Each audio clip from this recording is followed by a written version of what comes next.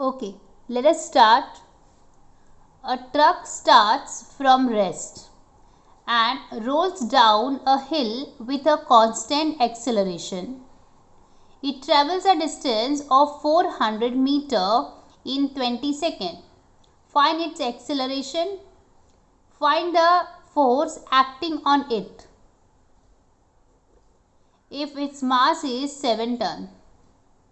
ठीक है, तो सबसे पहले तो हम डेटा लिख लेते हैं. हमें क्या दिया हुआ है. देखो, ट्रक स्टार्ट्स फ्रॉम रेस्ट, मतलब यू क्या हो गया, 0 हो गया. It travels a distance of 400 metre, तो मतलब हमें एस पता चल गया. एस कितना है, 400 मीटर इन 20 सेकेंड, तो हमें टी भी पता चल गया, 20 सेकेंड. फाइंड इट्स एक्सेलरेशन, मतलब ए फाइंड करना है. Find the force acting on it, मतलब एफ भी हमें फाइंड करना है. Then find the force acting on it if its mass is 7 tonnes, तो मतलब हमें मास दिया हुआ है, मास है 7 टन.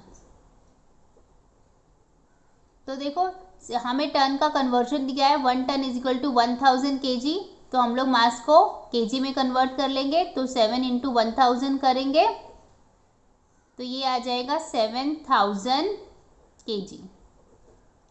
ठीक है. अब देखो, हमें दो चीज़ फाइंड करने के लिए बोला है, एक्सेलरेशन और फोर्स. ठीक है.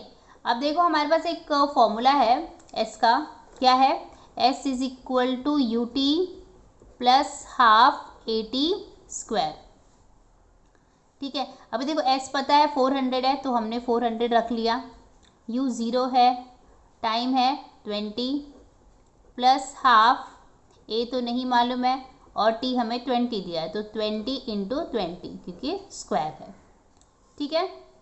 अब देखो, यहाँ पर ये पूरी क्वांटिटी तो 0 हो जाएगी, 0 से मल्टीप्लाई करने का हर क्वांटिटी 0 हो जाती है, तो हमारे पास सिर्फ ये बचेगा.